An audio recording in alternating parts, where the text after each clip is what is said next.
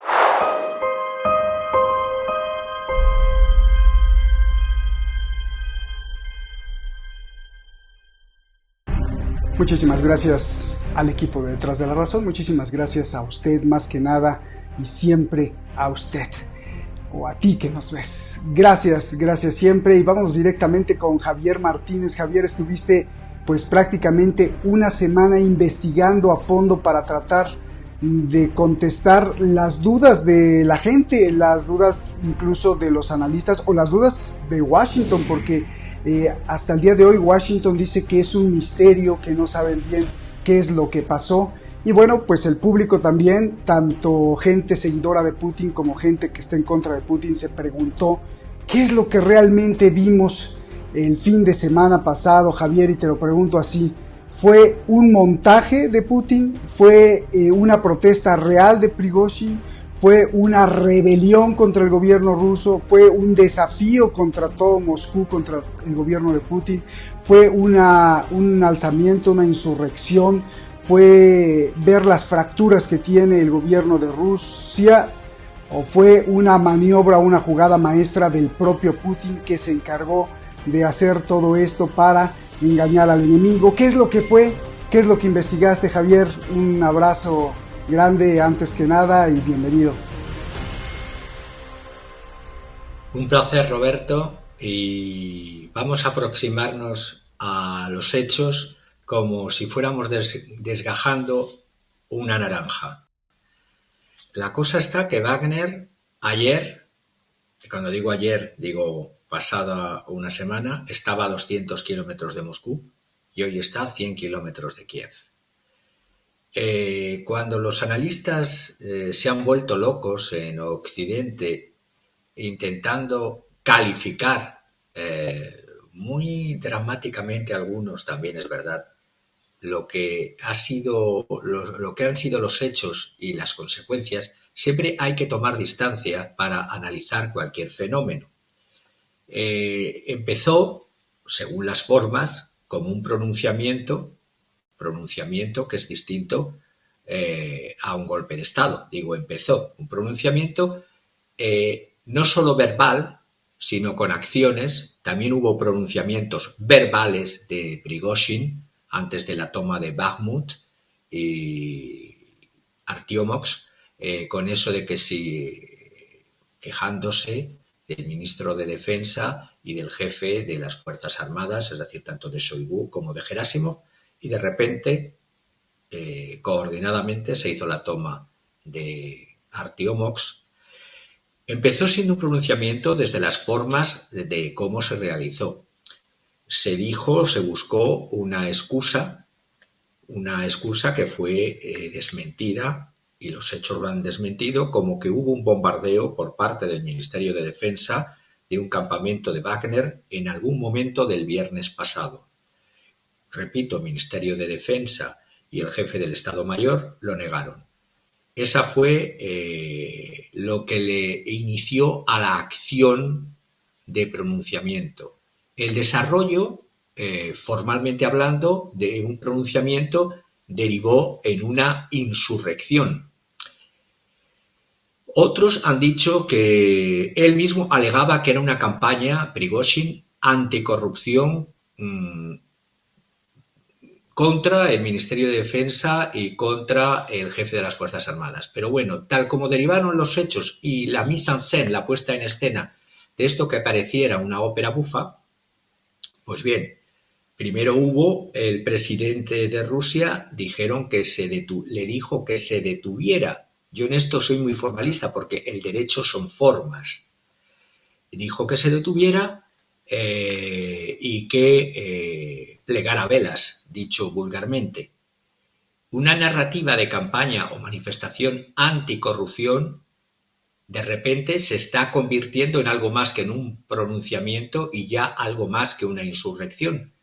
Porque cuando se cuestiona a un jefe de Estado, y se cuestiona a un jefe de Estado cuando se le coacciona para que despida al ministro de Defensa, Sergei Shoigu, y al jefe del Estado Mayor, Valery Gerasimov, por lo tanto, y el propio líder en el primer discurso, es decir, el presidente, hablase de traición. ¿Por qué traición? Porque provocar un conflicto interno en Rusia, por justificado que estuviera la queja en medio de un conflicto existencial externo de guerra de Rusia con Occidente, eso se llama traición. Intento de un golpe de Estado. El intento de un golpe de Estado requiere de una preparación, y que ahora voy a adentrarme más en los gajos de la naranja, por eso excluyo lo de intento de un golpe de Estado. Porque sí es verdad que se ha vivido aparentemente la peor crisis política interna del país en 3 décadas. Recordemos que ya hubo el 21 de septiembre al 5 de octubre del año 93 el enfrentamiento entre poder ejecutivo y poderes legislativo de Rusia en la época de Yeltsin, y salió victorioso Yeltsin frente a su vicepresidente Alexander Ruskoy. Anteriormente, unos meses antes, en agosto del año 91, fue el golpe de Estado dentro de la URSS. Pero esto, a pesar de haber puesto en tensión, sobre todo a Occidente, pero internamente, para lo que ha servido en Rusia, luego lo vamos a ver, hay que reconocerlo como que es aparentemente el conflicto existencial de Rusia más fuerte desde estas dos crisis que he dicho del año 91. Búsqueda de la justificación, pues repito, la búsqueda de la justificación, como dijo en el primer discurso Putin, ningún patriota ruso de verdad querría que sus gentes, históricamente multiculturales, y así lo definió, se matasen, y mucho menos mientras su milenario Estado-civilización lucha literalmente por su supervivencia contra Occidente. A esos miles de soldados paramilitares, que no son soldados del ejército, alrededor de los 1000 kilómetros desde Rostov a Moscú, se les dijo evidentemente que plegaran velas, y lo que sí dijo el presidente Putin en su speech fue que las ambiciones infladas y los intereses personales han llevado a la traición, y que por lo tanto, si bien habían estos paramilitares héroes en Rusia, habían liberado Soledar y Artiomovsk, pueblos y aldeas en Donbass, y que habían dado sus vidas no solamente por dinero en todos estos puntos en Novorossiya y por la unidad del pueblo ruso, había que restaurar el orden y la ley, y que se consideraba traición a la patria, traición a la ley y al orden vigentes. Por lo tanto, voy otra vez hacia atrás. Empezó como un pronunciamiento y no solo verbal, como a los que nos estaba acostumbrado ya Prigozhin. Del pronunciamiento se pasa a una insurrección, de la insurrección se pasa a una situación que, cuando se niega la orden directa del jefe supremo, que es el presidente de cualquier Estado nacional, se convierte en ¿intento fallido de golpe de Estado? No, porque para eso hay que tener una alternativa. Sí, en un coup de force, en un golpe fallido. Y diría además que para mi entender, frente a los analistas y desde luego y en todo el transcurso de mi intervención, no es una señal de debilidad, sino una prueba de fuerza del presidente Putin, de que por parte de él tiene el control de la situación y quiere poner fin a un derramamiento de sangre rusa. Es muy importante para los rusos el concepto de la sangre rusa, que en Occidente tanto se deseaba, tanto se esperaba, y que ¿qué es lo que habría pasado si en esa hipotética batalla de Moscú, que nunca se libró, y que los enemigos existenciales de Rusia esperaban, qué hubiera pasado en Rusia y qué hubiera pasado en países aliados como Bielorrusia? Porque la clave también está en Bielorrusia. Rusia, repito, en ese discurso incidió el presidente, primer discurso, que estaba en una lucha existencial en defensa de su independencia, de su soberanía, preservar la existencia geoestratégica de su gran potencia, y por lo tanto en ese discurso 24 de febrero el pasado viernes va en ligazón con el discurso de Putin el 24 de febrero del año pasado, donde ya advertía de que en Rusia existía una quinta columna de traidores, que son aquellos que ganan su dinero aquí y se lo llevan y viven allá. Esto fue además repetido no solo en el discurso de Putin del 24 de febrero del 2022, y se entiende todo como se va hilando lo del viernes pasado, sino también por el jefe de la inteligencia rusa, la SVR, y por parte del servicio, el FSB, Servicio Federal de Seguridad, que todos y cada uno de ellos y los militares de Rusia estaban con el presidente Putin. Por lo tanto, esto va a servir para una... Es como yo lo llamaría, como los cazadores me van a entender. Cuando tú vas a cazar, puedes cazar soltando los perros y tirando armas, o puedes, otra forma de caza es el ojeo, es decir, hacer que salgan las perdices para, apostados como están en el campo determinados tiradores, aventar al enemigo que salga más adelante y que se le triture mucho más. Es decir, y eso externamente e internamente puede servir para una autolimpieza natural y necesaria, sobre todo en situaciones de guerra y cuando hay núcleos pagados por Occidente de quinta columna antes de la intervención rusa. Occidente está intentando borrar a Rusia como actor geopolítico independiente y está intentando neutralizar geoestratégicamente a Rusia antes de completar su verdadera intención, que es la contención de China. Y cuando digo Occidente, digo fundamentalmente los Estados Unidos, a pesar de tener un presidente que se cree que todavía está en la guerra de Irak. Tremendo el rompecabezas que nos estás mostrando y exhibiendo, y tan complejo, Javier, porque justamente eso que decías del discurso del año pasado, donde llamó traidores a algunos que estaban infiltrados ahí, justamente Prigozhin alegaba también eso, ¿no? Que mientras ellos estaban en el campo de batalla, los hijos de, pues, el máximo Shoigu, o la hija, y también los del otro, el jefe del Estado Mayor, pues se iban de vacaciones a Occidente, o se vivían los lujos de Occidente, y los jóvenes rusos se caían en batalla en Ucrania. Eso denunciaba Prigozhin.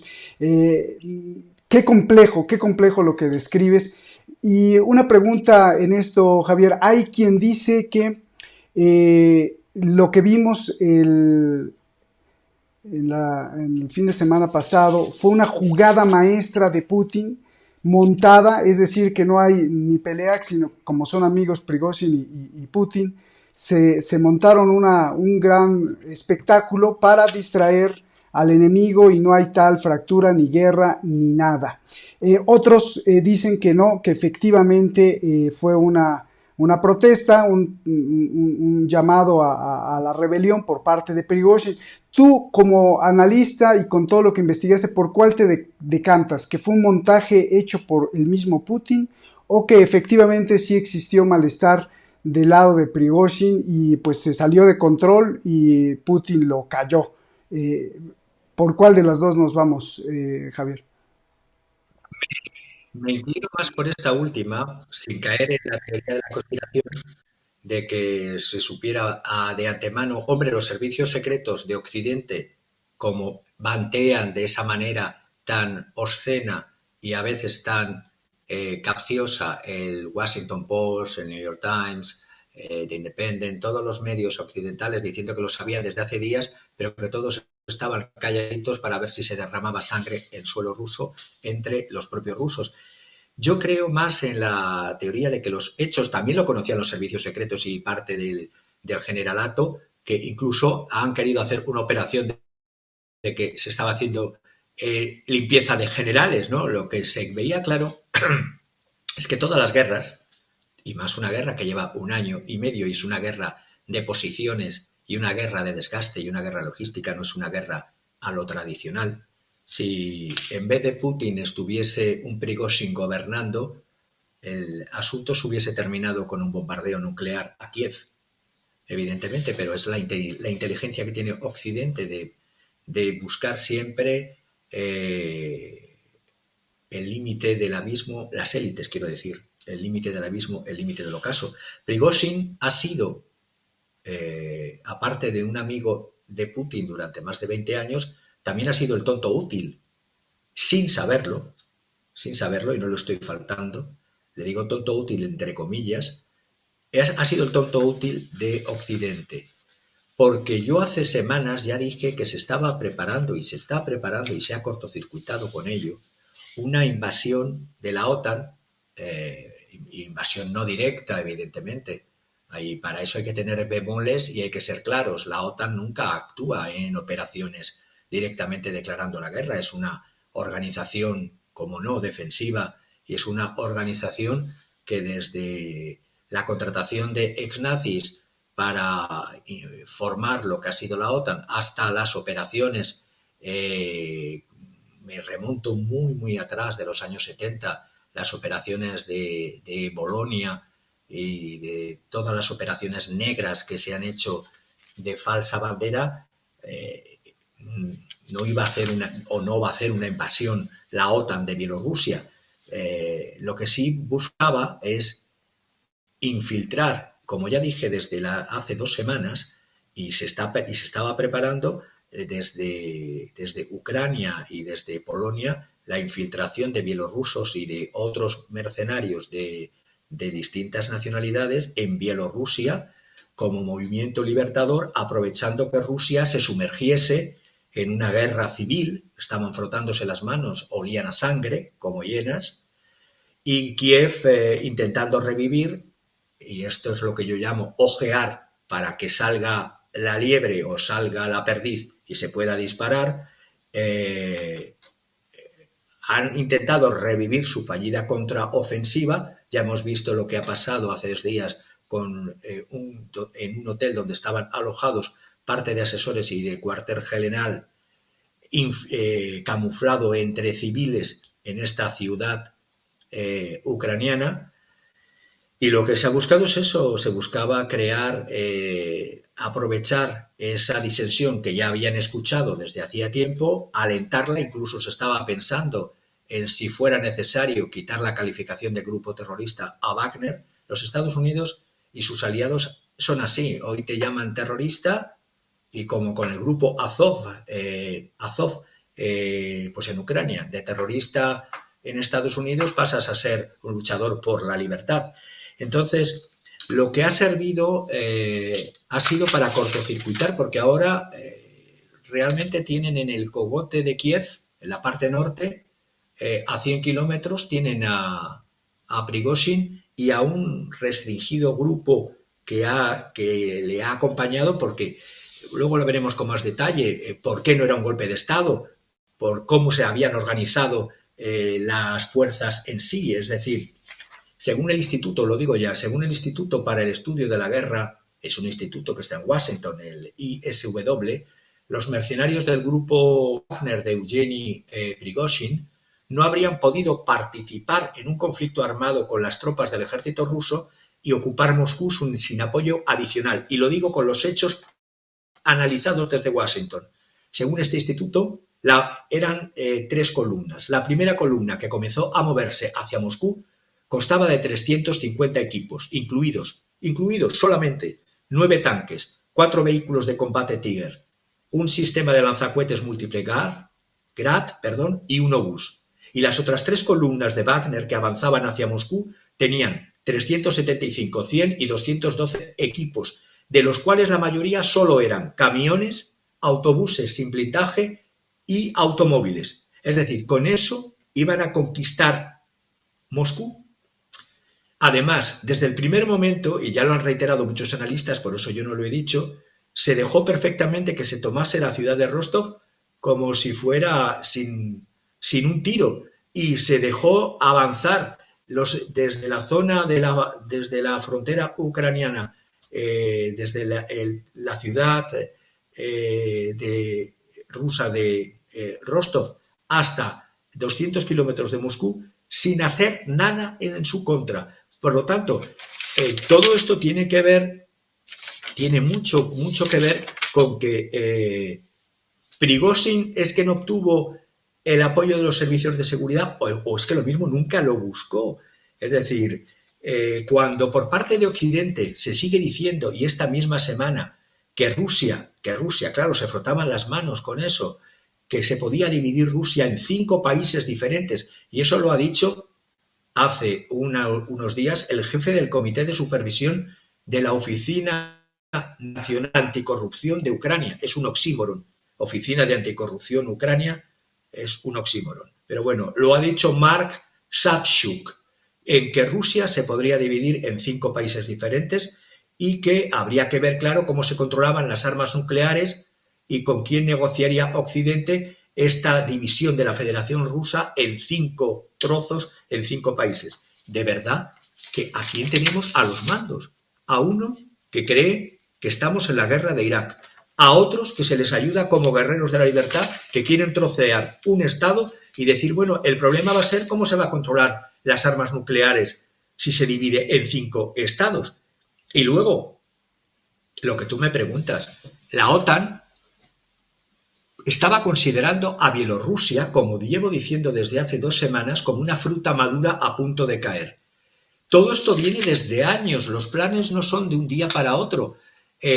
Cuando hablamos del Triángulo de Lublin, y si me permites que avance lo del Triángulo de Lublin, esa Claro, porque rememoración... estás hablando del papel de la OTAN, eso está perfecto, viene como anillo al dedo, Javier. El papel de la OTAN viene a explicar muchas cosas aquí. Adelante, Javier, claro que sí.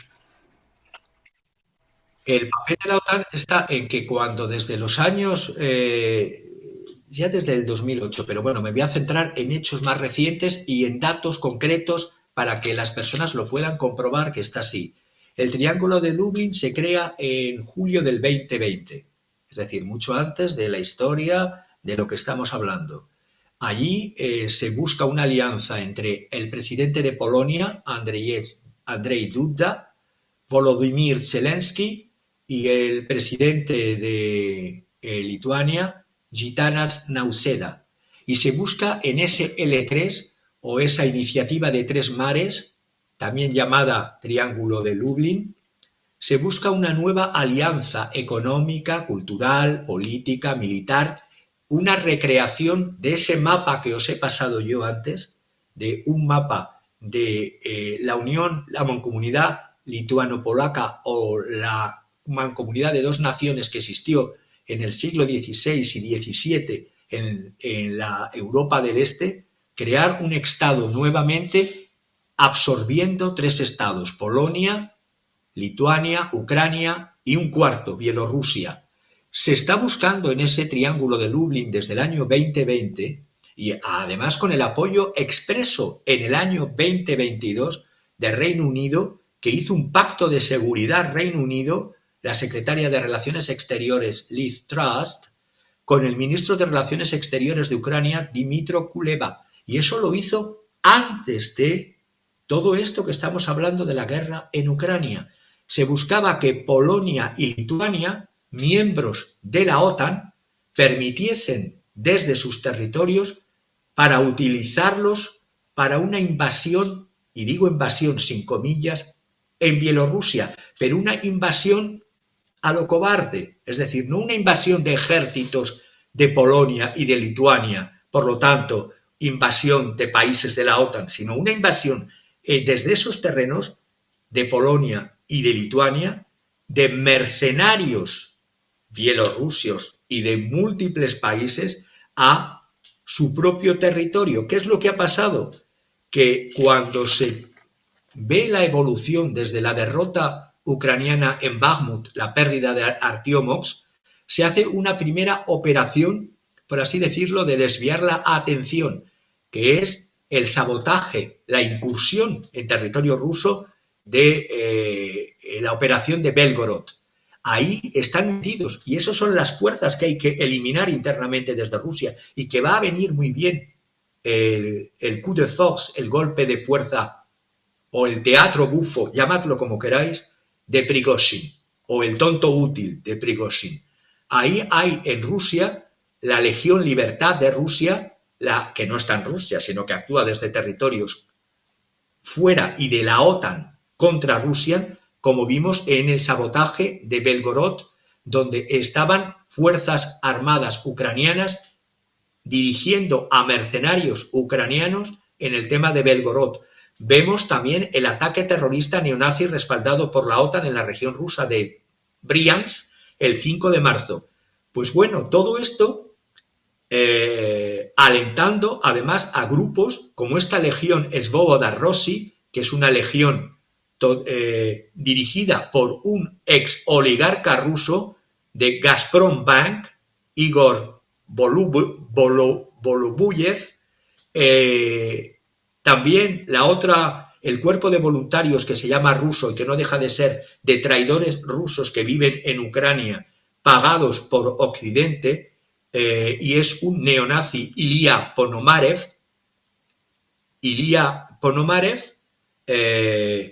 y Denis Nikitin, que es este líder, que además no es su nombre, así es Denis Yevgenievich Kapustin. Y todas estas personas, siempre en la idea, en la mente de la OTAN, de crear disturbios en Rusia para ver hasta qué punto las fronteras eran violables de Rusia, para crear conflicto interno en Rusia, que es lo que se ha buscado, aprovechando este lanzamiento de cazador ojeo que ha sido lo de Prigozhin. No sé si me explico bien lo de lanzamiento de cazador o lanzamiento ojeo, la operación Prigozhin, para que salgan todos los pajaritos traidores a la patria de Rusia. Y de la misma manera que Polonia prevé fusionarse con Ucrania en esta federación de facto, en esta nueva zona Schengen, que es lo que yo estoy diciendo, este triángulo de Lublin, se busca también absorber la parte de Bielorrusia, creando esta situación de vulnerabilidad con una revolución de color de libertadores de Bielorrusia por parte de mercenarios pagados por la OTAN. Todo esto se ha cortocircuitado porque ahora tienen en Bielorrusia, exiliado de Rusia, a Prigozhin y a una parte de que ha querido permanecer con Prigozhin en ese territorio. Entonces, y a 100 kilómetros de Kiev. Por lo tanto, no sé, ellos siguen con la iniciativa de los tres mares. Luego veremos, según me vayas preguntando, lo que tú creas oportuno. Pero claro, veremos cómo se va concatenando todos los hechos. Pues fíjate que te iba a preguntar si Occidente estaba observando, pero prácticamente no entiende bien qué es lo que pasa dentro de Rusia. Digo, ya lo explicaste bien. Y entonces, pues te pregunto, ¿cuáles son los verdaderos planes de la OTAN? Hablábamos fuera de cámara y me mencionabas Griffin Shock y si el servicio de seguridad de Rusia asustó a la CIA. A ver, Javier. Hubo unos planes, unos ejercicios muy recientemente llamados de Griffin Shock, el 26 de junio de este año, unas maniobras de la OTAN que estaban desde suelo lituano en Vilnius. Allí se estaba con la idea de reforzar el flanco oriental. La OTAN está acumulando tropas, por ejemplo, la República Federal Alemana añade 800 soldados más, a los 800 soldados presentes desde el año 2017, añadirá 4.000 soldados más de manera permanente en Vilnius.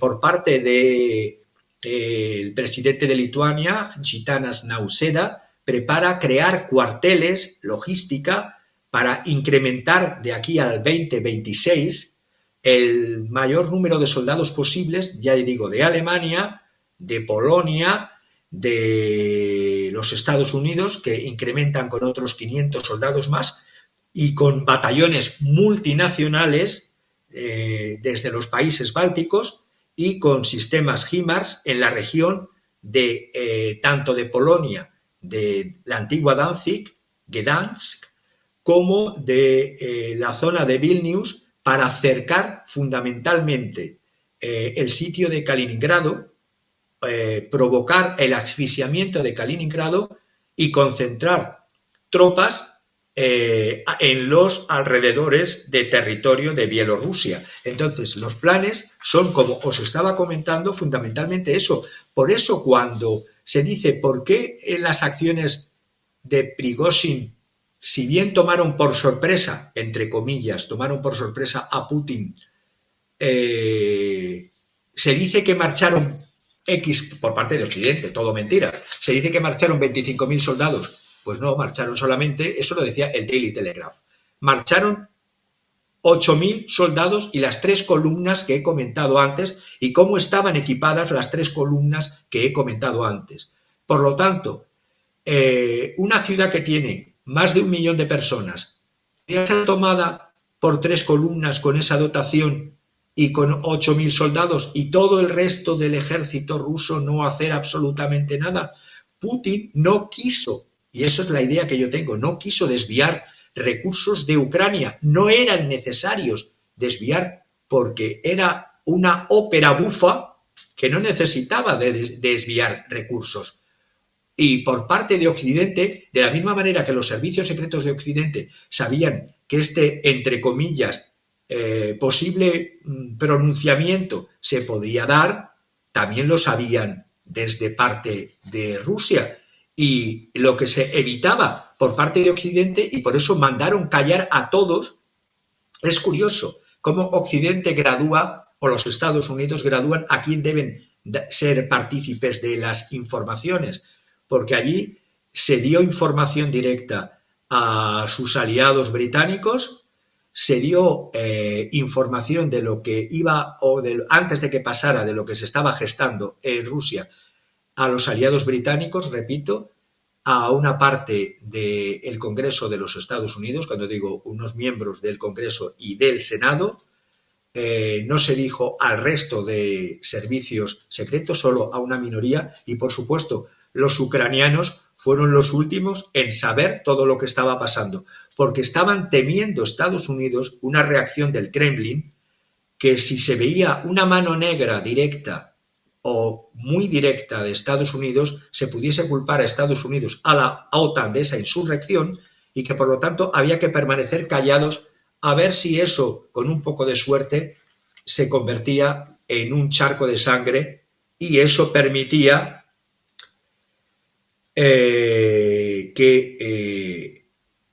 todo lo que vengo diciendo. Estados Unidos exigió, y además me consta que lo exigió a sus vasallos, que no, y utilizó ese término, que no sacudieran el barco, para evitar que Prigozhin se detuviera si se daba cuenta de que se estaba convirtiendo en el idiota útil de Occidente. Es decir, permanecer callados. En ningún sistema de diplomacia, incluso en diplomacia de guerra, entre los canales que todavía funcionan o funcionaban entre los países, incluso en guerra, lo que ha hecho la administración Biden,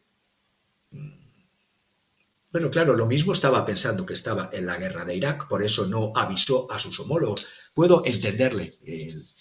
El hombre, si piensa que es la guerra de Irak, pues ¿cómo va a ser posible permitir comunicación de otro tipo? Qué pena, ¿no? Qué pena, qué pena.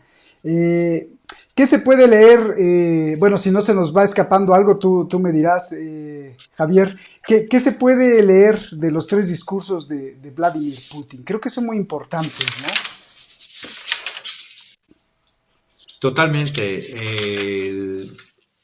Yo te diría que empezar, como ya hemos visto, el primero, me centraría en el segundo y en el tercer discurso. El segundo discurso tuvo lugar el lunes, que sepamos, Prigozhin abandona el martes por la mañana, a primera hora, en un avión privado, abandona Rusia y aterriza en Minsk a las 11:30 de la mañana, hora local rusa. Hasta el lunes, la hora te sabes, por la noche, deja pasar. Sí, tengo la hora y tengo las conversaciones. El lunes a 26 por la noche, Putin hace un segundo discurso a la nación desde este intento de golpe que yo llamo de ópera bufa de Prigozhin del 23 y 24 de junio. En ese discurso, que lo he analizado, hay un primer momento palabras de autocomplacencia del presidente Putin. Por una parte, yo lo he desgajado en 4 elementos principales. Toma nota primero de la moderación, esto va dirigido a la ciudadanía primero. Toma nota de la moderación, de la cohesión y del patriotismo del pueblo ruso, 1. 2, de su solidaridad cívica y de su alta consideración. Y 3, de su línea firme en tomar una posición explícita y expresa de apoyo al orden constitucional vigente. Contradijo Putin en esa primera parte del discurso la narrativa occidental de que el intento de golpe mostró grietas en la llamada Casa Rusia. El elemento cuarto es hacia él mismo, hacia sus grupo de colaboradores, diciendo que el liderazgo ruso actuó con rapidez. Hombre, teniendo en cuenta que este supuesto golpe de Estado dura menos de 48 horas y teniendo en cuenta algo que se me viene a la cabeza, el asalto al Congreso en la muy democrática República de los Estados Unidos, duró lo que duró y acabó como acabó y hubo las víctimas que hubo, pues siempre hay que comparar lo comparable. Y entonces aquí el liderazgo ruso dijo que actuó con rapidez, decisión y eficacia, dice con autocomplacencia, todas se tomaron las decisiones necesarias para neutralizar la amenaza emergente y proteger al sistema constitucional, la vida y la seguridad de los ciudadanos. Y en tercer lugar, pasó a condenar, esto es importante en este segundo discurso, pasó a condenar rotundamente a los conspiradores de motines como personas llenas de malignidad. Para el pueblo ortodoxo ruso y para el ADN ruso, utilizar determinados adjetivos es importante. Contra los conspiradores de motines como personas llenas de malignidad y malas intenciones. Eludió, por otra parte, que hay un estado de alarma en las regiones, el Comité Nacional de Antiterrorista, en las ciudades de Moscú, de la región de Moscú y la región de Voronezh. Pero se levantaron este mismo lunes, antes del discurso. La causa penal que se tendría que haber iniciado contra, que ya la había iniciado el servicio FSB ruso contra Wagner, los pocos que siguieron a Prigozhin, pues se hizo un sobreseimiento de esa causa. Se retiraron, como dijo Dmitry Peskov, el lunes todo el caso penal contra Prigozhin. Se aprobó una amnistía general para los involucrados y prácticamente se dio ese paso seguro hacia Bielorrusia de los que querían estar con Prigozhin en Bielorrusia, querían o ya se planificaba que estuvieran en Bielorrusia, esa especie de quid pro quo y una oferta de integrar a todo el resto de Wagner, como ya estaba pensado antes de toda la ópera bufa, a partir del 1 de julio dentro de los servicios del ejército de Rusia. Por lo tanto, además hay un proyecto de ley ahora que en estas horas en Rusia qué hacer con una ley sobre las compañías militares privadas que en teoría estaban o están prohibidas en Rusia. Esto lo está llevando Andrei Kartapolov, jefe del Comité de Defensa de la Duma estatal. Hombre, teniendo en cuenta que en Rusia existe todavía ese culto es una sociedad tremendamente conservadora y tradicional, donde hay un culto a la celebridad de los combatientes Wagner por su coraje, por su heroísmo, por su patriotismo, por su lealtad. Estoy viéndolo con ojos de mucha población joven y no tan joven rusa. Esos valores tradicionales del culto a los héroes. Todavía en la psique rusa se tiene Bakhmut. Creo que ha sido muy prudente por parte del presidente Putin hacer la amnistía. Estoy recordando que en España, con el intento de golpe de Estado, se juzgó y se encarceló a unos, pero se amnistió a otros. Aquí no se podía exiliar a ningún sitio. Es prudente no procesar a Prigozhin por sedición. Ojo, no procesarle por sedición. Veremos dentro de un momento por qué lo mismo se le puede procesar. Prigozhin salió de la Federación Rusa, este martes, como dije, a las 11:30. El segundo discurso de Putin es importante, porque aquí es el meollo. Esto ya es el martes a las 15 horas de Moscú.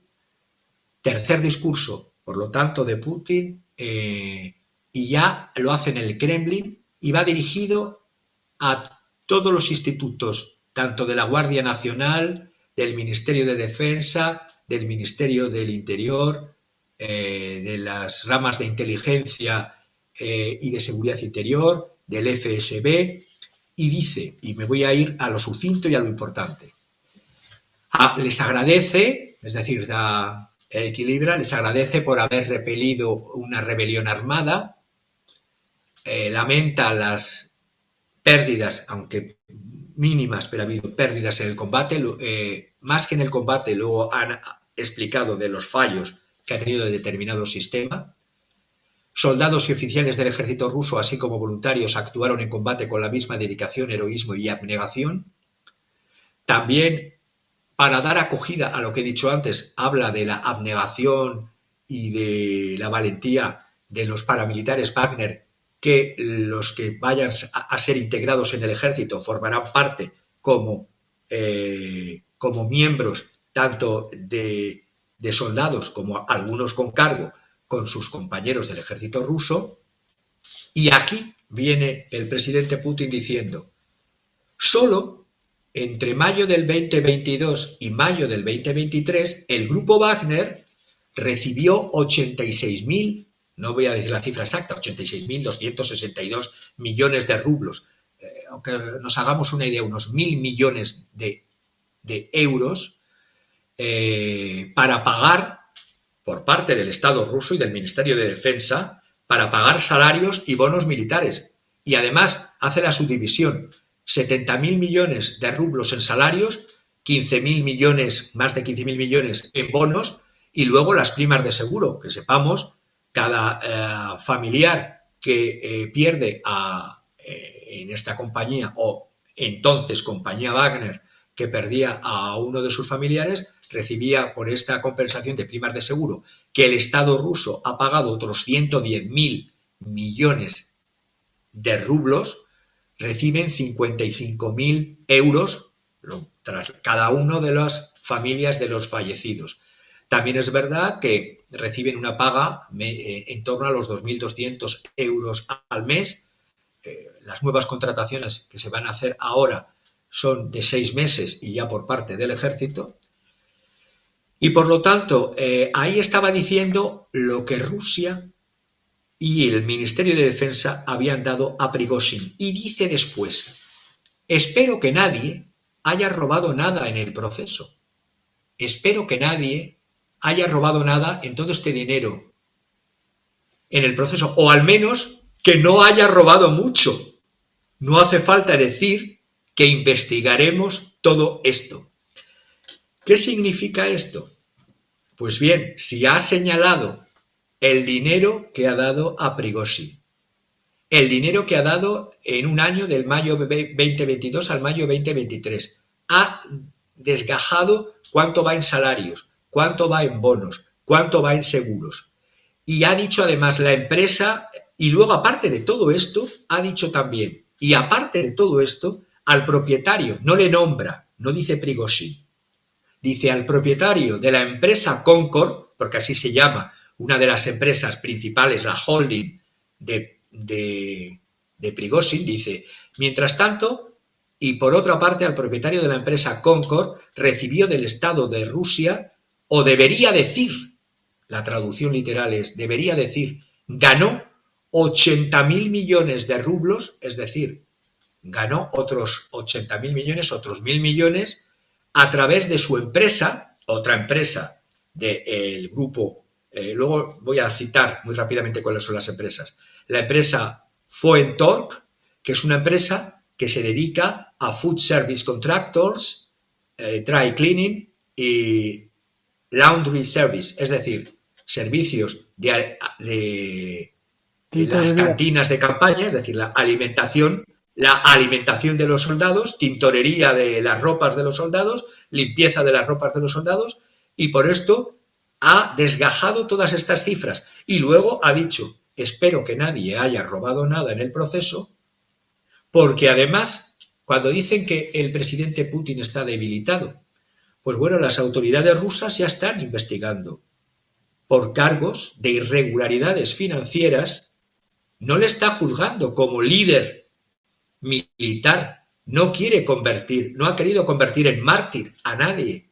Los mártires se les termina rezando, a los vivos, si son corruptos, se les termina odiando.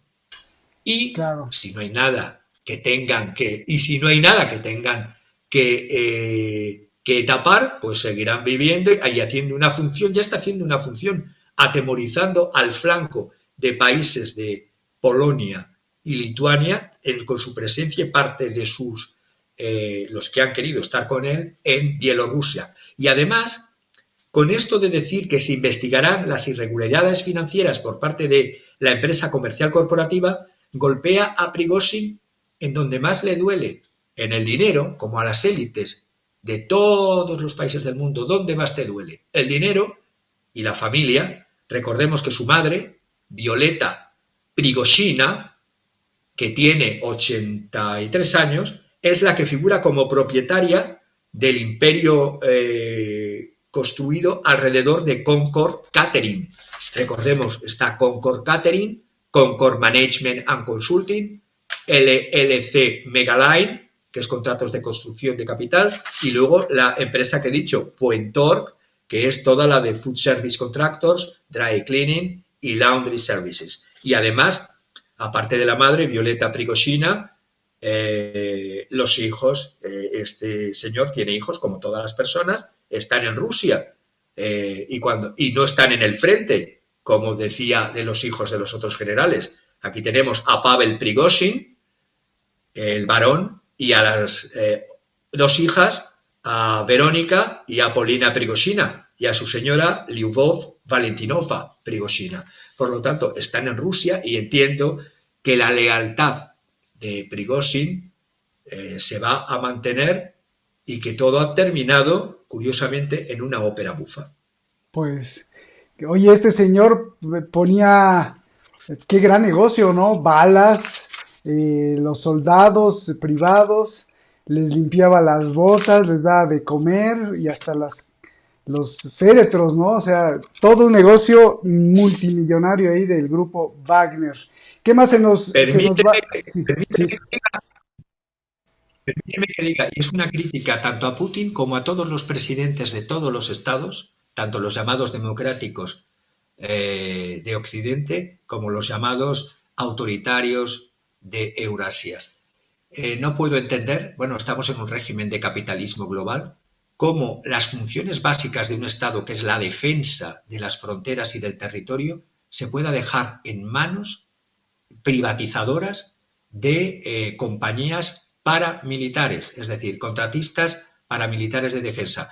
Lo tiene Estados Unidos, ya sabemos lo que es Alumni, que es la antigua Blackwater, lo tiene Reino Unido, lo tiene Rusia. Ahora veremos con esta ley que he dicho antes que se va a poner en funcionamiento, y además la culpa de todo esto la tienen, si ha habido robos, la tiene tanto el que lo hace, y con esto mis amigos rusos se me van a enfadar, pero yo soy crítico a diestra y siniestra cuando creo que debo de ser crítico. La culpa se puede tener ineligendo e invigilando, es decir, culpa tienes si tú, que tienes un cargo público, eliges a alguien ineligendo e invigilando al no vigilarle o vigilarle mal.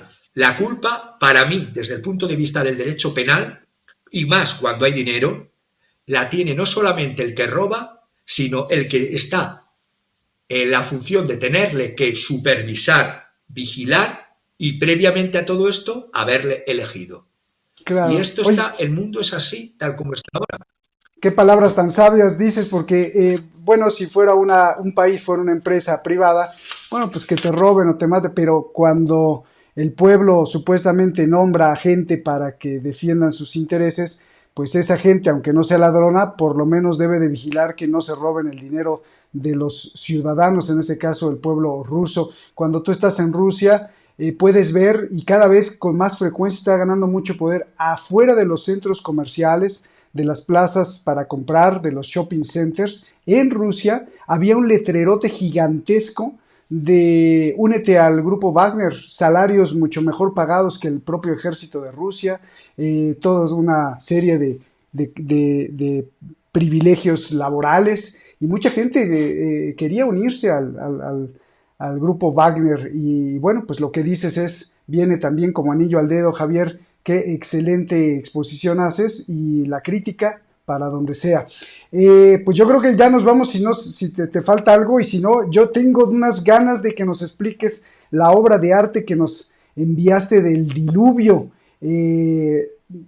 Estamos escuchándote, si se escapó algo, y si no, de verdad que yo tengo curiosidad, Sí. ¿por qué nos mandaste el diluvio? A ver. Si me permites 5 minutos, la crítica de cómo los estados gobernados bajo el capitalismo global, por ejemplo, vemos y por parte de Occidente en la situación de recesión que está Alemania, que está Estados Unidos, por los pelos Reino Unido está por caer, aunque no ha caído todavía, pero en cambio los 27 prevén un rearme conjunto. La Unión Europea se ha convertido ahora en una especie de militarización de la Unión Europea, no una unión de mercachifles, de comerciales y de negocios, sino en una unión de compra conjunta de armamento, con un presupuesto que ya han cifrado inicial de 300 millones de euros, con una nueva reglamentación. Eso no lo estudiaba yo en el derecho comunitario, porque la Unión Europea era libertad de circulación, primero, de crear un espacio común para empresas y capitales, y en una segunda fase que no se ha desarrollado como se tenía que desarrollar, de personas. Pero la realidad es que se está convirtiendo en eso, en una dirección para comprar conjunta armamento por 300 millones de euros, cuando ya sabemos que a su vez también el Fondo Europeo llamado para la Paz, otro oxímoron, va a dar otros 3.500 millones de los ya 12.000 millones dados en apoyo militar y armas a Ucrania, es decir, para la paz, gastan 12.000 millones. Y eso sí, robando activos rusos de otra nación, como son los más de 300.000 millones de dólares de activos rusos en el extranjero, que lo quieren utilizar para reconstruir con sus contratistas la nueva Ucrania. Porque, y termino, ¿en qué va a beneficiar el fin de la guerra en Ucrania a los ucranianos? Ucrania hoy tiene alrededor de 24 millones de personas. En el año 91, Ucrania, año 91, tenía 52 millones. Bajó en el año 2021 a 35 millones y sigue bajando la población. Ucrania se está quedando sin ucranianos. Eso sí, en Ucrania, solo desde el año 2022, la tercera parte de la población desapareciendo, la tercera parte de su economía esfumándose, y grandes petroleras, ExxonMobil, Halliburton, Chevron y, por supuesto, las financieras BlackRock y JP Morgan haciéndose con los negocios de Naftogás o el negocio de la reconstrucción, que ya digo, se quiere coger los 300 o 400 mil millones de dólares que se han incautado a Rusia y violando toda la legislación internacional. Por eso el Banco Europeo no lo ve, el Banco Mundial no lo tiene muy claro todavía, dedicar esos fondos no para la población, sino para los negocios de BlackRock, de JP Morgan, de ExxonMobil, de Halliburton, de Chevron. Este es el plan Zelensky, un plan Zelensky que en su país tan democrático como se dice que es Ucrania, tendría que tener elecciones en marzo del 2024, pero él ha dicho que va a estar en el cargo hasta que la guerra no se termine. Por lo tanto, esto también es un coup de force. Y lo mismo que he criticado antes, pues critico la situación de a quién beneficia toda esta guerra, a qué élites beneficia y cuántas poblaciones de un lado y de otro mueren por el camino o tienen que vivir en el exilio. Y vamos al cuadro.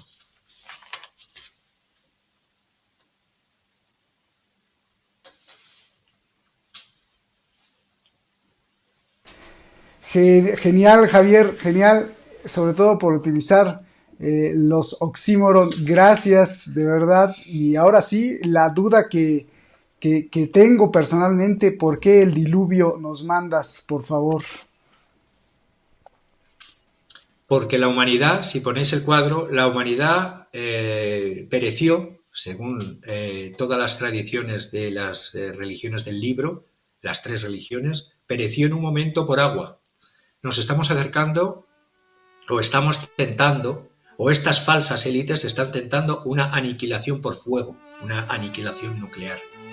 Ahí, en ese cuadro, en esa parte de esa escena que está en el Museo de Bellas Artes de Lyon, del pintor Joseph Désiré Court, del año 1827, se ve una situación que cuando la vida nos lleva a una situación límite, como puede ser un diluvio o una aniquilación nuclear, no hay ya salidas para el ser humano que sean las correctas.